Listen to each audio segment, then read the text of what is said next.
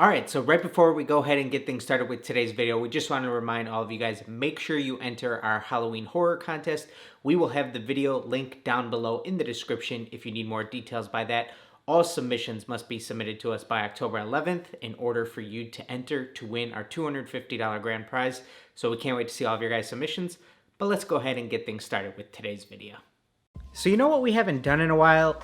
You know that thing where we try to keep it under that time, and because I ran so much, we always go over the time, and you know what? Let's do a 2-Minute Tuesday.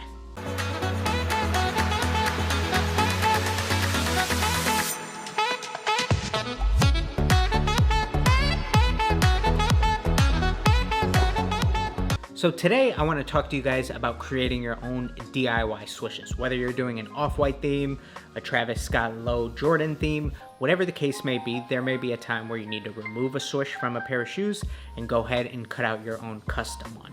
So we're going to go ahead and walk you guys through the materials, the application process, and everything in between. So let's go ahead and throw 2 minutes on that clock and dive right in. So we're going to be using an 8x11 leather hide of cow skin along with some barge cement to adhere the swoosh to our new surface, and both of these products are available from Amazon for under $10 each. We will have them linked in the description.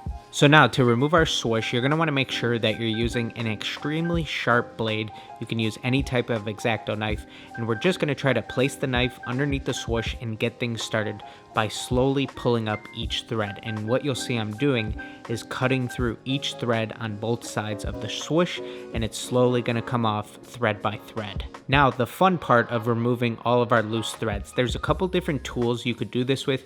You can either do this with a pair of tweezers, or I'm actually going to be using a pair of nail clippers. I think that you can get a little more bite onto the threads and pull them off a bit easier this way. This part of the process can be a little tedious, but you need to make sure that you do it correctly. After that, there tends to be a little bit of residue left behind from some factory glue, so what I'm going to do is rub a cotton ball and acetone across this whole surface that the swoosh was placed on. Now what we're going to do is pull up some reference images of how the actual off-white Jordan ones look and measure out exactly how big we want this swoosh to be. Now there's a couple different ways that you can go about getting the exact size and shape of your swoosh onto the leather to be cut out.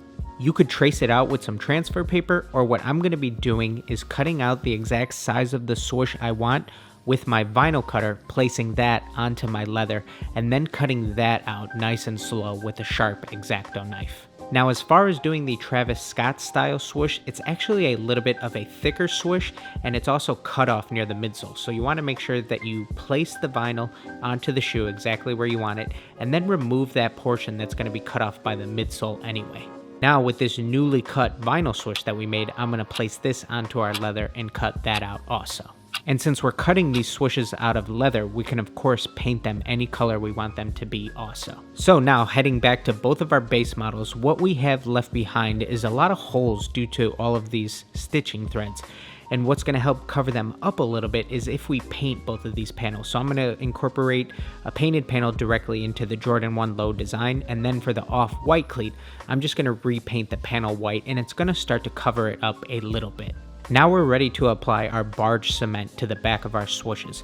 I'm also going to be applying it near the front and end of the swoosh where it's going to be placed on our surface, so we have some double contact of the barge cement on both surfaces that we're trying to adhere together. But now let's go ahead and take a look at how both of these came out.